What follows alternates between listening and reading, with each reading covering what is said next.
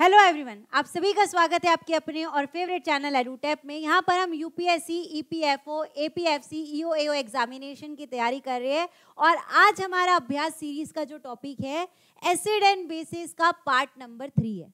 इसके पहले हमने पार्ट नंबर 1 और पार्ट नंबर 2 कंप्लीट किया था। पार्ट नंबर 1 में हम कुछ एसिड के बारे में देखे थे कि कौन सी चीज में कौन सा एसिड पाया जाता है।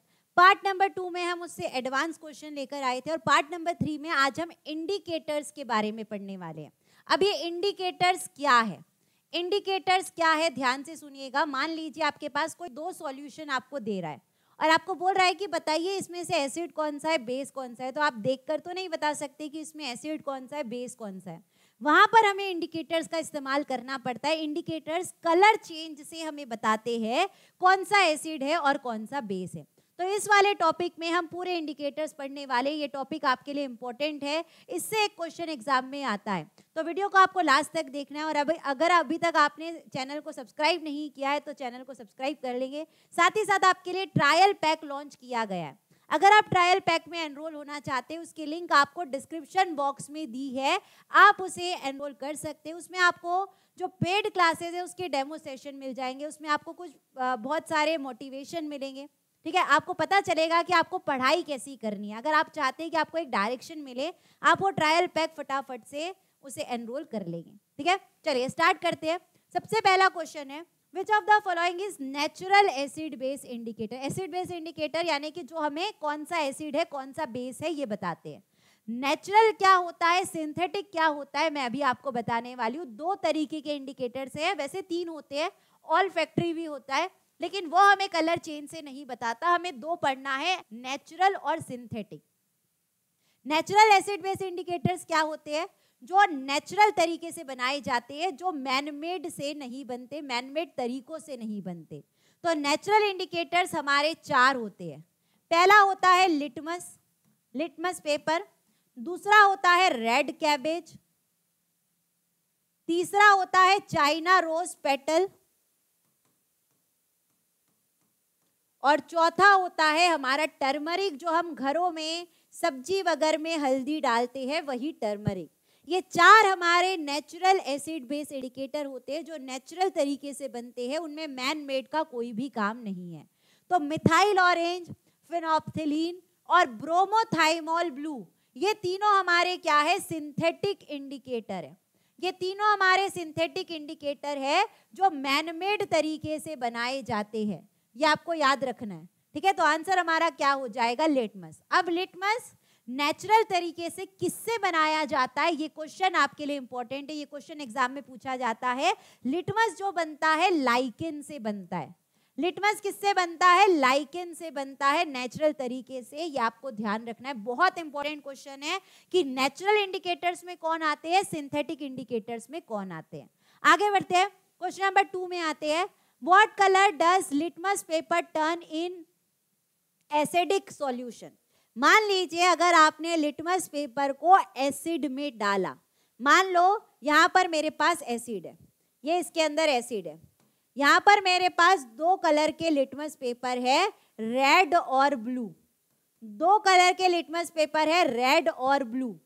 तो क्या होता है, ब्लू लिटमस, ब्लू लिटमस किस में बदल जाता है, रेड में बदल जाता है और रेड रेड ही रहता है। मान लीजिए आपके पास कोई आपको सॉल्यूशन देगा, आपने उसके अंदर रेड कलर का लिटमस पेपर डाला, तो वो रेड का अगर रेड ही है, लाल अगर लाल में ही है, तो वो क्या है, इसका मतलब इसमें जो रखा हुआ है वो एसिड है। और अगर आपने उसमें ब्लू लिटमस पेपर डाला, वो लाल में बदल जाता है, रेड में बदल जाता है, तो हम पहचान जाएंगे कि वो एसिड है। तो एसिड में चाहे आप रेड लिटमस पेपर डाले, ब्लू डाले, दोनों किस में बदलने वाले हैं, रेड में ही बदलने वाले हैं। तो लिटमस पेपर का कलर क्या होता है, रेड होता है एसिडिक सॉल्यूशन में। और अगर मैं बेस की बात करती हूँ, वो भी समझ लेते हैं। बेस में मैं अगर रेड लिटमस पेपर डालती हूँ और ब्लू लिटमस पेपर डालती हूँ, दोनों की दोनों क्या रहेंगे, ब्लू हो जाएंगे। तो red litmus paper turns into blue और blue litmus paper remains in blue in basic solution. ये याद रखना है, ये क्वेश्चन इंपॉर्टेंट रहेगा। आगे बढ़ते क्वेश्चन नंबर 3 में आते हैं। Which indicator gives pink colour in basic solution. ठीक है, अभी हमने लिटमस पेपर के बारे में पूरा समझ लिया कि एसिडिक में क्या होगा, बेसिक में क्या होगा। अब बात करते हैं पिंक कलर की। पिंक कलर केवल एक ही देता है, वो है फिनोप्थेलीन। पिंक कलर केवल एक ही देता है, फिनोप्थेलीन, ये आपको याद रखना है। फिनोप्थेलीन हमारा सिंथेटिक इंडिकेटर है। फिनोप्थेलीन हमारा सिंथेटिक इंडिकेटर है। जब फिनोप्थेलीन की कुछ ड्रॉप्स को बेसिक सॉल्यूशन में डाला जाता है तो वो पिंक कलर में बदल जाता है, और जब उसे एसिडिक में डालेंगे या न्यूट्रल में डालेंगे तो वो कलरलेस रहेगा। क्या बोला मैंने? अगर उसे एसिडिक में डाले या न्यूट्रल में डाले तो वो क्या रहेगा? कलरलेस रहेगा। किसको? फिनोप्थेलीन को। तो पिंक कलर बेसिक में कौन देता है? फिनोप्थेलीन देता है। ये आपको याद रखना है। आंसर हमारा ए हो जाएगा। आगे बढ़ते क्वेश्चन नंबर 4 में आते हैं। Which of the following indicator turns from blue to yellow as the solution becomes acidic? ठीक है, चलिए अब आपको क्वेश्चन पूछ रहा है कि यहाँ पर ब्लू से येलो में कब बदलता है? जब एसिडिक हो जाता है। मान लीजिए पहले वो ब्लू कलर का सॉल्यूशन है, मान लीजिए वो ब्लू कलर का सॉल्यूशन है। जैसे ही मैं उसमें ब्रोमोथाइमोल ब्लू डालती हूं, या मेरे पास कोई एसिड है, मान लो कोई एसिड है, एसिड कौन से कलर का हो जाता है? येलो कलर का हो जाता है ब्रोमोथाइमोल ब्लू डालने के बाद। ये क्वेश्चन भी इंपॉर्टेंट है, लेकिन ब्रोमोथाइमोल ब्लू आपके एग्जाम में ज्यादा नहीं पूछा जाता है। कई बार ऐसा ही एकदम हम बोल सकते हैं कि ऑल्टरनेटिव ईयर्स में या कभी कभार पूछ लेता है, सिर्फ थोड़ा सा पता रहना चाहिए। ज्यादा इंपॉर्टेंट हमारे लिए फिनोप्थेलीन है, लिटमस पेपर है और मिथिल ऑरेंज है। ये तीनों हमारे एग्जाम के लिए इंपॉर्टेंट है। ब्रोमोथाइमोल ब्लू इतना इंपॉर्टेंट नहीं है, वो ब्लू से येलो में बदल जाता है एसिडिक सॉल्यूशन में। ये आपको याद रखना है। 5th नंबर के क्वेश्चन में आते हैं। 5th नंबर का क्वेश्चन बोल रहा है विच of the following indicator is synthetic? अब आपके लिए इजी हो गया होगा कि इसमें से सिंथेटिक इंडिकेटर कौन सा है। टर्मरिक हमारा नेचुरल इंडिकेटर है, रेड कैबेज हमारा नेचुरल इंडिकेटर है, चाइना रोज पेटल हमारा नेचुरल इंडिकेटर है, लेकिन मिथाइल ऑरेंज ये हमारा सिंथेटिक इंडिकेटर है। आंसर हमारा क्या बन जाएगा? बी। ठीक है, आगे बढ़ते क्वेश्चन नंबर 6 में आते हैं। What is the colour of litmus in neutral solution? अगर न्यूट्रल सॉल्यूशन में लिटमस पेपर को डाला जाएगा तो क्या होगा? मैंने एसिडिक में बता दिया कि रेड कलर का रहेगा, बेसिक में बता दिया कि ब्लू कलर में रहेगा, लेकिन न्यूट्रल में क्या रहेगा? तो ये बात आती है उसकी इनिशियलिटी की। इनिशियलिटी मतलब वो कहाँ से बनता है। लिटमस कहाँ से बनता है? लाइकेन से बनता है। और कैसे कलर का रहता है? पर्पल कलर का रहता है।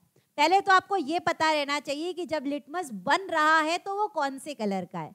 बाद में उसको स्ट्रिप्स में बनाया जाता है, बाद में उसमें रेड और ब्लू कलर की स्ट्रिप्स बनाई जाती है, वो बाद की बात है। जब लिटमस लाइकन से बनता है वो पर्पल कलर का सॉल्यूशन रहता है।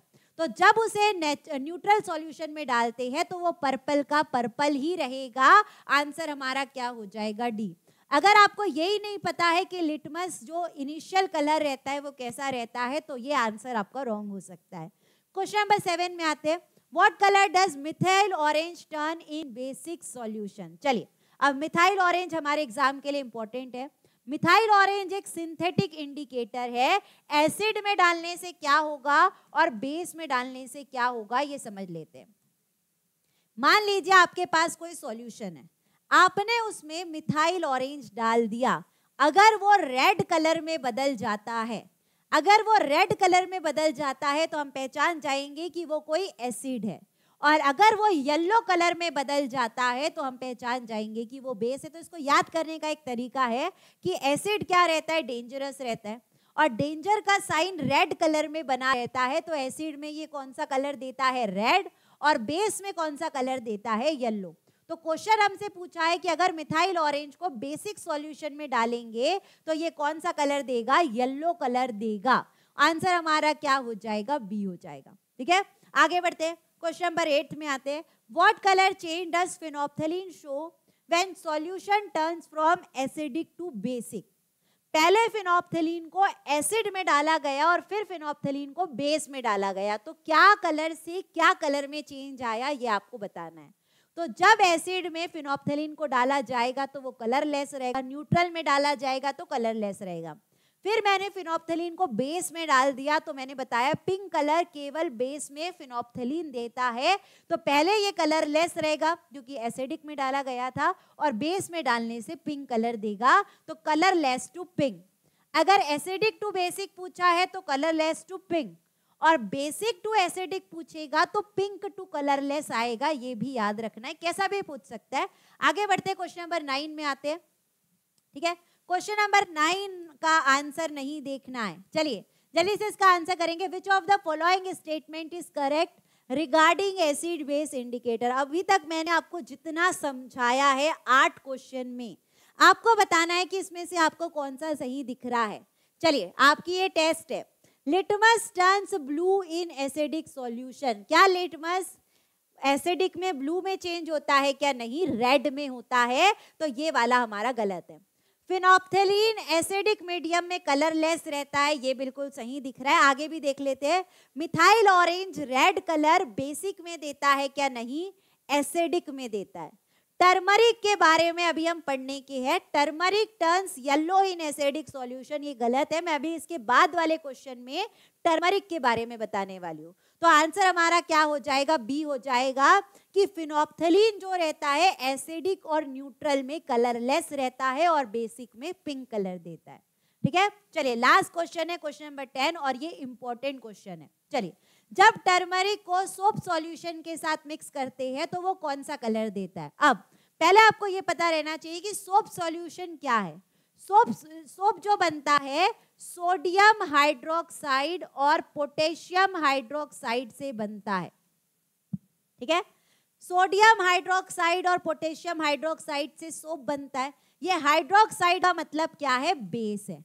ये हाइड्रोक्साइड का मतलब क्या है, बेस है। इसका मतलब हमारा जो सोप सॉल्यूशन रहता है वो बेसिक रहता है, ये पहले आपको पता रहना चाहिए। यानी कि इसका पीएच 7 से ज्यादा है, 7 से इसका पीएच ज्यादा रहता है। तो अब मैं आपको बात करती हूँ कि मान लीजिए आपने कुछ खाया और आपकी टी शर्ट में हल्दी का दाग लग गया, आपके टी शर्ट में टर्मरिक का दाग लग गया, तो जब आप उसे सोप से धोते हैं तो वो किस में बदल जाता है, रेड कलर में बदल जाता है। तो जब भी हम टर्मरिक को बेस के साथ मिलाते हैं, बेसिक सॉल्यूशन के साथ, सोप सॉल्यूशन के साथ मिलाते हैं, तो ये टर्मरिक पहले तो कौन से कलर की है, येलो कलर की। आपको पता है टर्मरिक इनिशियली जो रहती है येलो कलर की रहती है, और जब उसे सोप में मिलाते हैं, जब बेसिक में मिलाते हैं, तो वो रेड कलर देती है। आंसर हमारा क्या बन जाएगा, बी बन जाएगा। तो ये बात हो गई बेसिक की, लेकिन एसिडिक आपके लिए इंपॉर्टेंट है, एसिडिक पर क्वेश्चन आता है। तो जब टर्मरिक को एसिड में मिलाते हैं, जब टर्मरिक को एसिड में मिलाया जाता है तो उसमें नो चेंज होता है। अब नो चेंज का मतलब बहुत सारे बच्चे इसे कलरलेस मान लेते हैं। नो चेंज का मतलब बहुत सारे बच्चे उसमें को कलरलेस मान लेते हैं। क्या नो चेंज का मतलब कलरलेस होगा? क्या नहीं, क्योंकि टर्मरिक तो येलो कलर की है।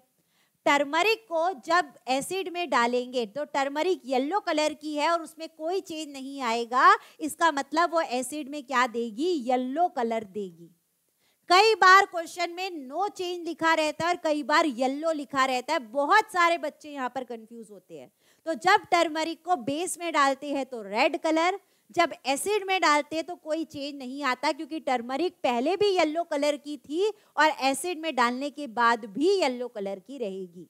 ठीक है, तो ये थे हमारे इंडिकेटर्स के ऊपर क्वेश्चन। मुझे लगता है कि आपको सारे क्वेश्चन अच्छे से समझ में आए होंगे। इसका पार्ट नंबर 4, उसमें हम China rose petal, red cabbage और 2-3 इंडिकेटर्स के बारे में और पढ़ेंगे, ताकि ये इंडिकेटर वाला टॉपिक आपका बहुत अच्छा हो जाए। तो पार्ट 4 में अब हम मिलने वाले एसिड एंड बेसिस के टोटल 4 पार्ट है। लास्ट पार्ट में हम 1-2 क्वेश्चन एसिड के ऊपर करेंगे, 1-2 क्वेश्चन लिटमस पेपर इंडिकेटर्स के ऊपर, red cabbage, China rose petal, ये सारे के ऊपर लास्ट पार्ट में क्वेश्चन करने वाले हैं। तो वहां पर अब हम मिलते हैं, तब तक के लिए आप सभी को thank you, bye, take care and all the best.